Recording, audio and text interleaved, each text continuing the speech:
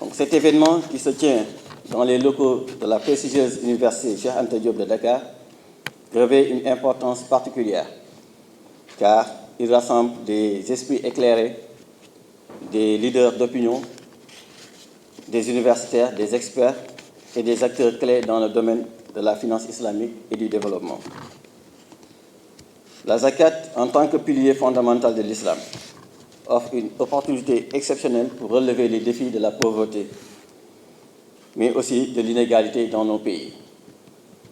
Ce forum est un espace où nous pouvons partager des expériences, discuter des meilleures pratiques et explorer des moyens novateurs pour de l'institutionnalisation de la zakat pour le bien-être de nos nations.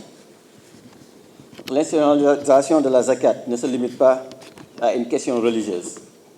Donc, c'est aussi une stratégie de développement économique et social. Donc, c'est une invitation à repenser nos politiques publiques, à explorer des moyens ou bien des partenariats innovants entre le secteur public, le secteur privé et la société civile. Ensemble, nous pouvons tracer la voie vers une prospérité partagée.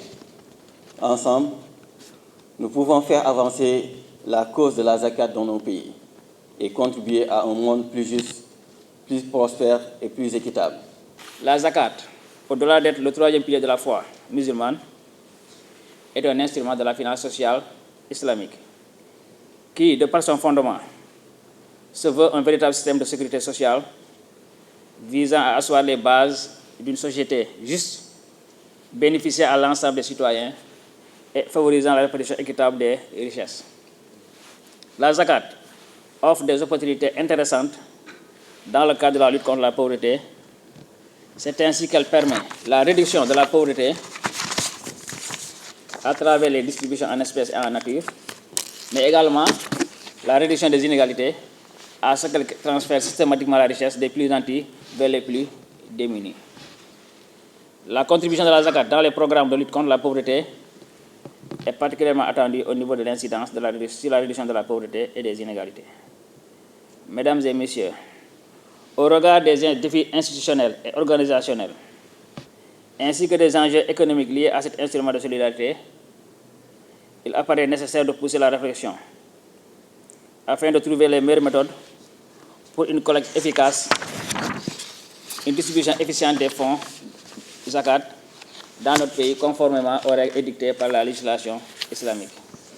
À ce titre, il convient de rappeler que le gouvernement du Sénégal, pour tirer profit des avantages de la finance sociale islamique, a adopté en 2015 la loi numéro 2015-11 du 6 mai 2015 relative au WACF et la création d'une autorité administrative indépendante en charge du WACF. Le recours à cet instrument permet, grâce au WACF public monétaire, de mettre en place un programme dénommé WACF CMU Dara visant la prise en charge sanitaire dans la durée de 100 000 Ndongo Dara, leur maître coranique et les Ndeyu Dara.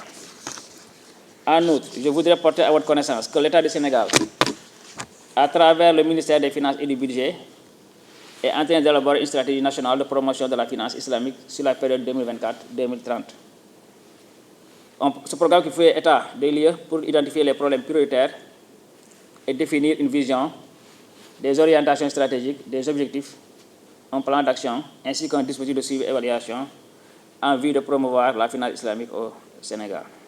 Mesdames et messieurs, ce forum sur l'institutionnalisation de la zakat, dont le thème central porte sur les aspects multidimensionnels de la zakat et son rôle dans le développement socio-économique, vise à sensibiliser sur le concept de la zakat, ses principes et son importance.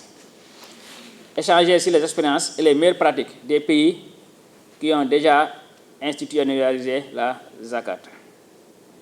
Discuter des modalités de mise en place d'une structure institutionnelle pour collecter, gérer et distribuer la zakat de manière efficace et transparente. Notre présence aujourd'hui à vos côtés témoigne l'intérêt que le ministre de la microfinance et de l'économie sociale et solidaire accorde à ce forum qui vient placer la zakat en tant que troisième pilier de l'islam au centre des débats sur l'inclusion sociale des populations démunies. Avant de poursuivre mon propos, Je tiens d'abord à exprimer mes sincères remerciements aux organisateurs de cet événement pour leur initiative louable. La zakat, qui, au-delà de son caractère fondamental, comporte plusieurs atouts dans l'instauration d'une plus grande justice sociale et de l'inclusion financière. Elle mérite un grand regard attentif pour une adhésion forte et marquante. Mesdames et messieurs, nous avons tous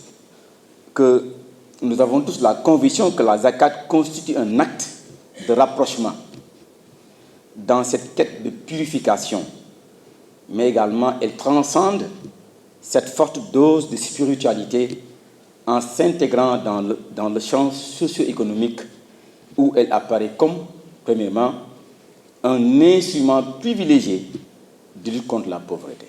Ça, c'est le premier élément. Deuxièmement, c'est un acte probant de solidarité. Elle est également un moyen pour promouvoir l'autonomisation économique des couches les plus vulnérables. Elle est également un outil efficace pour vaincre le chômage en créant des emplois et surtout soutenir l'entrepreneuriat social.